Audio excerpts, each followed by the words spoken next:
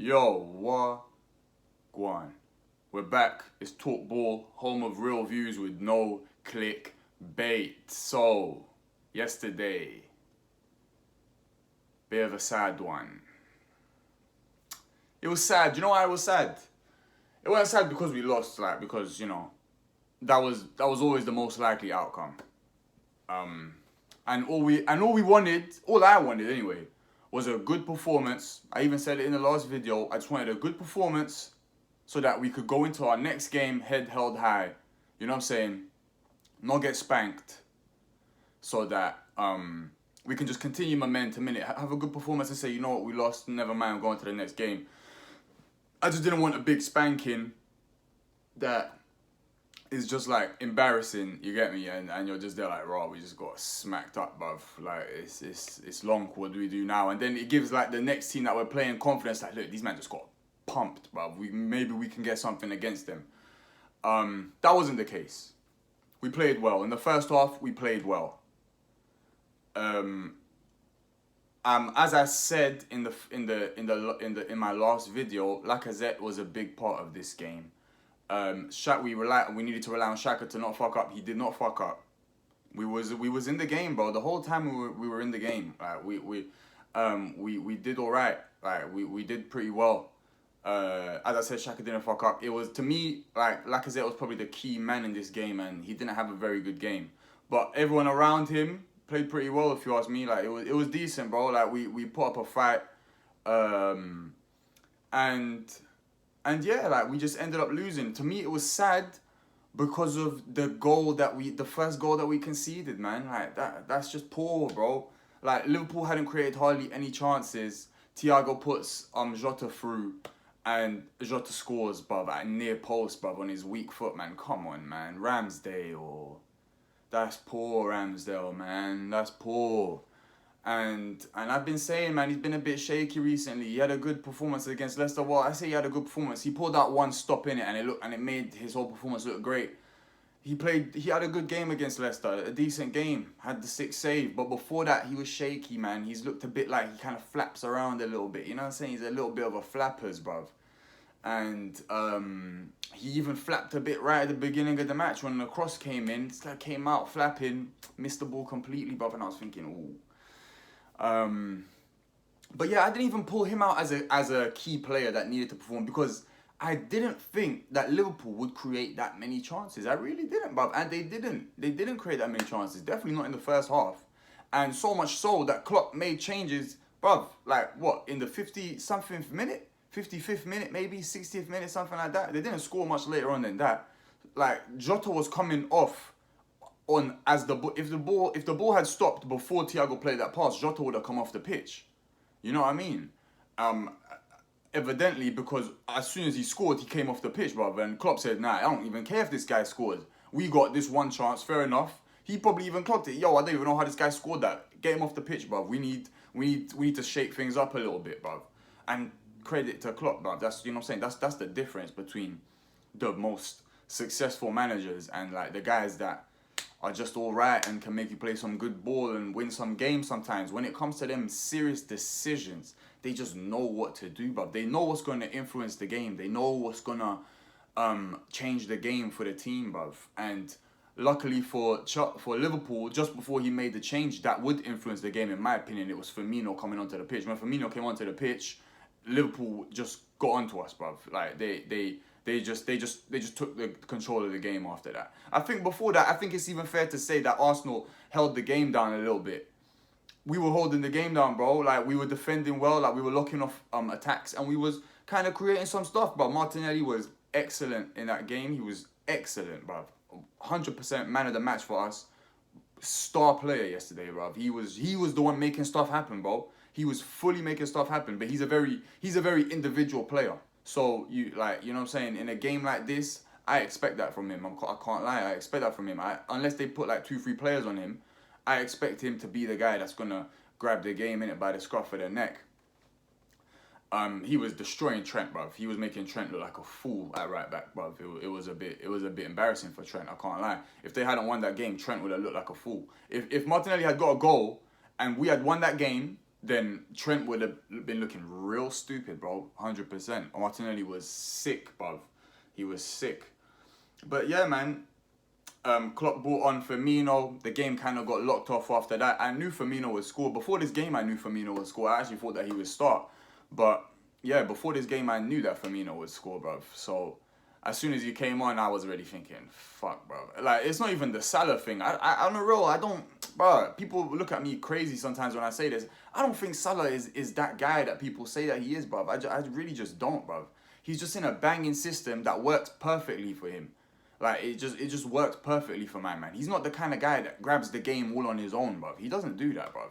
He doesn't create the chances for himself. He doesn't, bruv. He's a final third player. He gets the ball in the final third. He cuts in and shoots, or he cuts in and makes a pass in for someone, bruv. Apart from that, he doesn't do anything. If you don't give the guy service, he's non-existent, bruv. And he came on and he was non-existent, bruv. He didn't do anything. Apart from when someone passed him the ball, like, in and around the box. And even then, he didn't do much, bruv. It happened, maybe once or twice. Like, for me, it was Bobby, bruv. Bobby's the problem. Bobby's the real problem, bruv. If we had Bobby, oh boy, bruv, you'd see Saka and Martinelli going to next levels, hitting next levels, bruv. Like, without a doubt. Yeah, man, it was bruv. But, yo, as I said, I feel like we can still kick on from this game and say, yo, it was a harsh one. Ramsdale fucked up. Even on the second goal, Gabriel looked a bit mad. And Saka, instead of just, you know what I'm saying, just get the ball out, let us regroup, bruv. We're defending well. We can trust our defense. Get the ball out, we can regroup, and then defend again, and then build an attack. I think Saka was just too keen to get on that counter-attack. And I understand, bro, like, he hadn't really shined in that game that much, so maybe he wanted to, like, stamp his mark on the game. I understand that, man. I understand it. Like, it is what it is. I feel like maybe the defenders kind of slept a bit for the Bobby goal, though. Like, I think they did. They slept a little bit. But yo, we're playing fucking probably the best team in the world. You get me? Probably the best team in the world. And when we miss chances like the one that Lacazette missed, bro, like, that's got to be a goal. It's got to be a goal. Maybe it was a bit, I don't know, like, maybe Lacazette should have finished that. He could have sat down Alisson. But Odegaard could have sat down Alisson. You get me? But yeah, man, that goal was, that chance there was very important. We had to bang a goal from that, and we didn't. And a few minutes later, Liverpool banged their goal, bruv. And yeah, we've seen it happen a few times. But we had a solid game. You get me? It wasn't like them games we're just attacking, we're trying to score goals. Nah, it was controlled. But what is this? Nah, I need to cut my hair, fam. I actually need to cut my hair, bro. I got, bruv, hair's moving away from each other and that, bruv. Yo. But yeah, apart from that, bro, like, not apart from that, we played well. It was a controlled match. We looked controlled, bruv. It was a cagey match, you know what I'm saying? It was like, ooh, what's gonna happen in this game, bruv? We kind of looked on top for a bit, but then Liverpool get their goal, Bobby comes on, then they're on top, and yeah. And even then after that, man, we still look like maybe we could make something happen, and yo, I'm not crazy. I wasn't expecting Arsenal to win this game, bro. I wasn't. I really weren't. I just wanted a good performance. And we got a good performance out of the boys yesterday, man. If Ramsdale hadn't fucked up for that first goal, who knows what could have happened, bruv? Who knows what could have happened? Bobby would have come on 100% and he definitely would have changed the game. But at 0-0, it's different. It's different to a 1-0. It's different, bruv. It's just completely different. Like, mentally, it's different. And the players will react differently to certain things and they'll take different decisions depending on the score, bruv. And at 1-0... their two their key players come on, you're like thinking, oh damn, it's 1-0, and these men are coming on the pitch. Oh, it's a bit mad, bruv. So yeah, man, I mean, my standout players for yesterday, definitely Martinelli was one of them. I think Partey was sick, bruv. He played sick for me, man. He did one bad pass. Apart from that, he was on point. Tierney played well. Who else was good? Ben White and Gabriel played well as well, man. They did their stuff.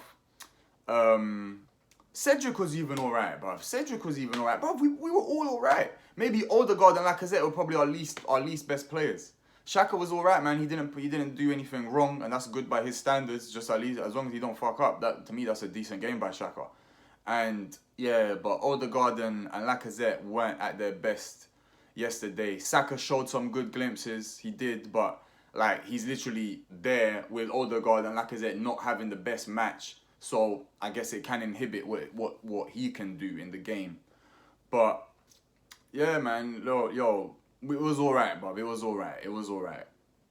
I don't think this has any influence on what's gonna happen on the games that are coming up. Like the teams that whoever's playing us next is gonna know that yeah, these guys they lost, but you know what I'm saying, it could have been a different story. It could have been a different story. So they'll be on their toes when they play against us. Yeah, man. So what can I say, bruv? It was sad for the way that we lost, but not the fact that we lost. I see a lot of Arsenal fans talking about we've been humbled. We've been humbled. Bro, if you got humbled by this game, you're a bloody idiot, bro. You're a big idiot. Because if you thought we were going to win this game, if you were actually like, yeah, we're winning this game, you're a donut. You're a donut. Before this, I thought it's possible. We can win this game. That's what I thought. We can win this game. We're playing very well. So are Liverpool, but we're playing very well. We got good players. We can win this game. And you saw from yesterday's performance, we could have won that game, bro. We could have. It could have been a win for us. It would have been a scrapers. But even Liverpool's win was a scrapers. They scraped that game yesterday, bro. They scraped it. So we could have won that game. But these guys that are here saying, oh, we got humbled, the fan base got humbled. Bro, if the fan base got humbled, the fan base is retarded, bro. It's stupid. It don't think, bro. If the fan base got humbled, if anyone got humbled by yesterday's result, you're a donut, bro. You're a donut. Don't say these things because you make us all look like idiots, bro. You make us all look stupid. Any sentient Arsenal fan, bro. Any Arsenal fan with a bit of any sort of thought capacity, any sort of rationale would know, bro, we're most likely not winning this game. We need to just put in a good performance. Hopefully we can scrape a win. If we're super lucky, hopefully we can scrape a draw. If we're super lucky, we can get a win. But everything's saying we're going to lose this game. And that's what happened. So guys need to stop with this, oh, we got humbled. Mate, you got humbled, bro. I saw on Arsenal Fan TV, bro. The title was Arsenal fans got humbled. Bro, you got humbled, bro. No one else got humbled. Not me. I didn't get humbled. I did not get humbled, bro. I got what I wanted. A good performance from my team. We didn't get spanked. We didn't get embarrassed. It was a good performance from my team. We were the orchestrators of our downfall yesterday. With Ramsdale fucking up on the near post. That's all it was. But apart from that, bro, everyone was good, bro. Everyone did their job. Really and truly, bro. Flipping 8 out of 11 of those guys were on point, if you ask me. Just a couple guys that didn't even play bad, they just weren't on point. Lacazette, one of them. Odegaard, one of them. Who else? And Saka. I can even maybe I don't even wanna do that to him, but I could say Saka, he wasn't at his highest level yesterday. You know what I'm saying? So I weren't humbled, bro. If anybody was humbled, bruh, I don't even know what to say to you, bro. You're a donut. That's what I've got to say if you was humbled, bro. You're an emotional guy. If you got humbled, you're an emotional guy. You don't think. You don't analyze properly, bro. So, yeah, man, look. It was sad because it was our own doing that made us lose that game. We could have got a draw out of that game. We could have possibly got a win out of that game, bro. But our own doing smoked us. We went into thing. We lost the game, bro. But it is what it is, man. We played well. We can go into the next game positive. And knowing that we can smack the next team that we're playing, knowing that top 4 is definitely still in our hands, and bro, and just keep doing what we've been doing. If we play against Aston Villa, how we played yesterday, we're smacking Aston Villa. So let's relax. We don't need to regroup. We don't need to flipping take stock of what's happening. We don't, bro. We just continue doing what we were doing. We played the best team in the world yesterday, bro. The best team in the world. I don't want to hear about Bayern's or Real Madrid's. I don't want to hear about that. In terms of team, that's the best team in the world. Them and City. Best teams in the world, bro. And for me, when it comes down to we got to win this game, Liverpool comes above City. So for me, 100% Liverpool, best team in the world. That's who we played yesterday. And we frustrated them to the point that Klopp had to do something that he usually don't do, which is make early substitutions because he saw that things weren't happening and it wasn't going well. So he had to make a substitution. You get me? So, bro, for me, well done to the boys, bruv. Young team did very well yesterday. Well done to them boys there. I'm not even going to get onto Arteta because you can't blame him for that loss.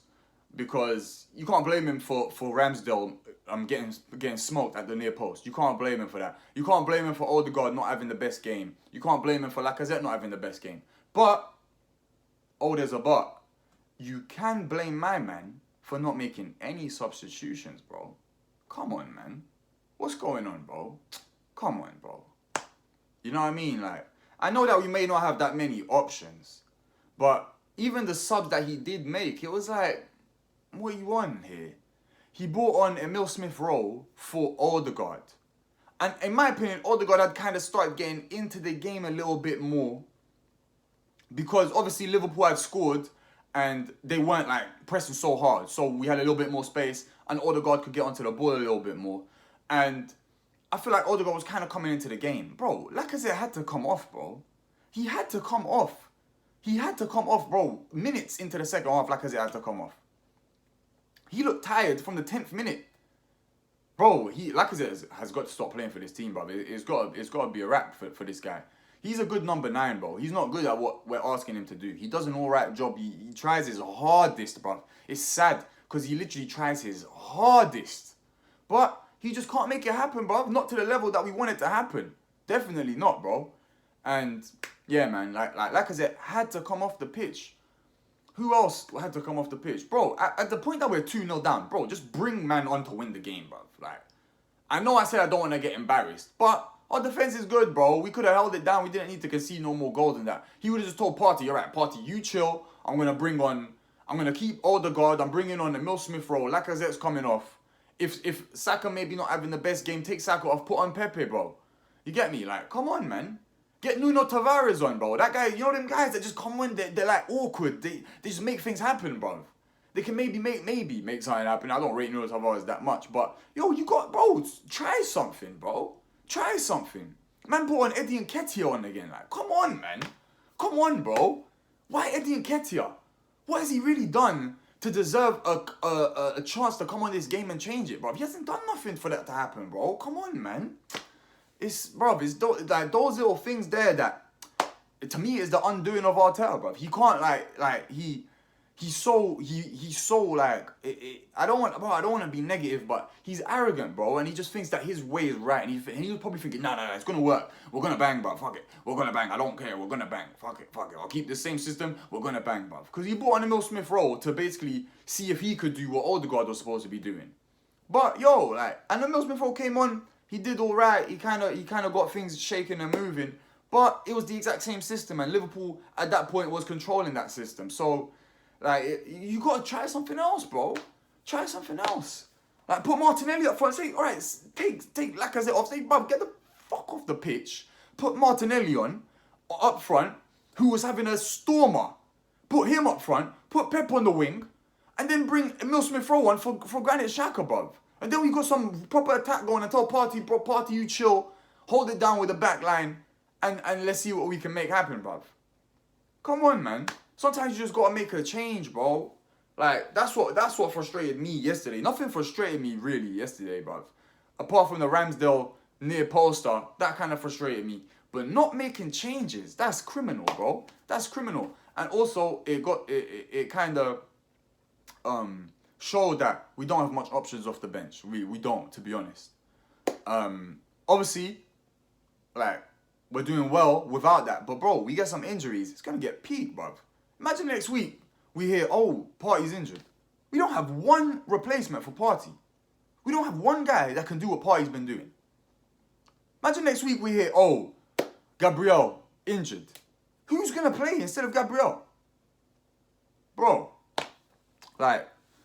and I guess I don't want to, but you could bring it back to Arteta. Yo, there were decisions you made at the start of the season and even in January that you maybe didn't have to make, bro.